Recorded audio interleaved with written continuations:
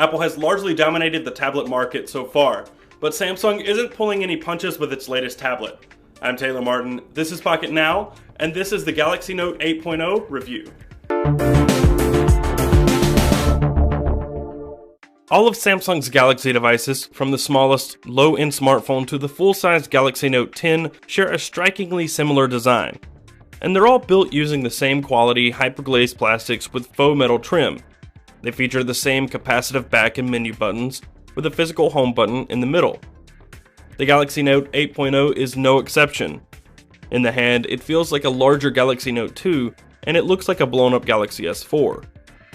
It's just the right size to hold one-handed in portrait with a firm grip, although it would be easier to hold if it were just a tad narrower. There are only two true sore points with the design. There is no excuse for the camera to be so accentuated, seeing as it's not a primary feature, and the camera sensor itself is only 5 megapixels. There are larger camera sensors crammed in smaller devices that don't require a hump for the camera. And the speakers, along the bottom edge, are rather easy to cover up, unlike the Samsung-made Nexus 10 with front-facing speakers. The specifications on the Note 8.0 are solid. It has the same 1.6 GHz quad-core Exynos chipset as the Galaxy Note 2, 2GB of RAM, 16 or 32GB of built-in storage with a microSD card slot, and a 4600 mAh battery. But there's one specification that is undeniably poor: the display. It measures 8 inches diagonally, yet it only hosts a WXGA pixel resolution, 1280 by 800 pixels, for a rating of 189 pixels per inch. After staring at 1080p smartphones around 5 inches or smaller, slightly larger as well, everything on the Note 8.0 looks fuzzy. Individual pixels are visible, and there is noticeable pixelation around the corners of icons and text. That said, and despite the fact that this is a TFT panel, not AMOLED, the color saturation is high. Blacks are fairly inky, though still a little more gray than a true black, and contrast is relatively high. Unless you're a pixel junkie spoiled by smartphones with 300 to 470 pixels per inch, the display on the Galaxy Note 8.0 will suit your needs. Lastly, the S Pen is easily the standout feature of the Note 8.0. It's what makes it a Note over, say, just a Galaxy Tab.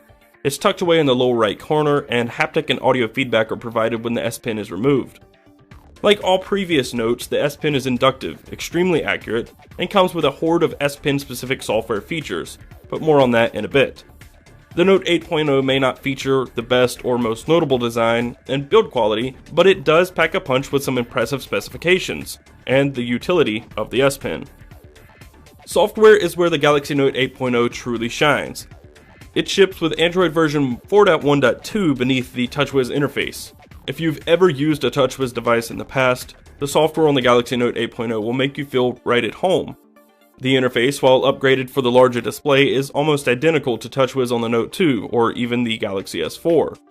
From the notification shade down to the lock screen, mostly everything is the same icons, wallpapers, widgets, and animations. The downside is content. Fortunately, more and more tablet applications are finding their way to the Play Store, but there is still a shortage of beautiful tablet applications, a content gap, if you will. And many, like Facebook or Spotify, still use the phone UI instead of the tablet-optimized layout. The best part of the software, however, is multitasking. It comes with multi-window on board, which allows 2 applications to run side by side.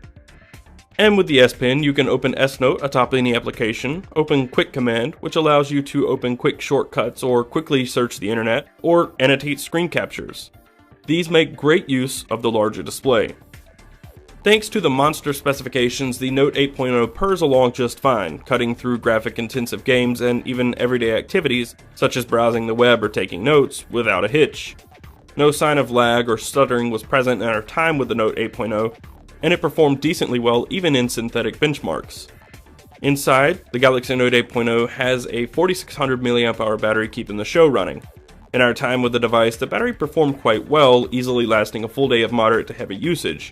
Remember, there's no wireless data to consume power, only Wi-Fi. The standby time is great. That said, if you crank up the brightness and get those 4 cores running at full speed, for, say, graphic-intensive games, the battery will drop rather quickly. The speakers on a media tablet are vital. The speakers on the Note 8.0 are plenty loud and only slightly tinny. The problem is their placement. They're towards the bottom and entirely too easy to cover up by accident. I found myself accidentally covering them up playing video games, even just listening to music or watching videos, so their placement is pretty poor. Lastly, the camera. It's a tablet with a 5 megapixel sensor, so you can expect superb quality pictures. It's mainly going to be used for snapping pictures in a pinch, maybe of documents, or showing people on a video call your point of view. But if need be, the camera performance on the Note 8.0 isn't bad. The color reproduction is great, low light performance is mediocre, and details are pretty lacking. But for a tablet, something that's not primarily used for taking pictures, it's nothing to scoff at. At the end of the day, the Galaxy Note 8.0 isn't necessarily the best designed tablet, and it doesn't exactly feature the best build quality we've seen in a tablet. Chances are, it won't be the cheapest either. It hasn't launched here in the States yet, but the Wi-Fi model in the UK is selling for £340, or roughly $520 US. However, it packs quite a wallop. If you can look past the low-res display, it features some of the best specifications we've seen in a mid-sized tablet, or any tablet for that matter. Its performance isn't off the charts, but it handles even the most graphic-intensive games without breaking a sweat. We give the Galaxy Note 8.0 a 7.4 out of 10. That's all we've got for now, so if you liked the video, be sure to give it a thumbs up and subscribe to the channel, and stay tuned for more Galaxy Note 8.0 coverage. You can also find us on all of your favorite social networks, Google+, Twitter, and Facebook at Pocket Now. I'm Taylor Martin, and I will see you next time.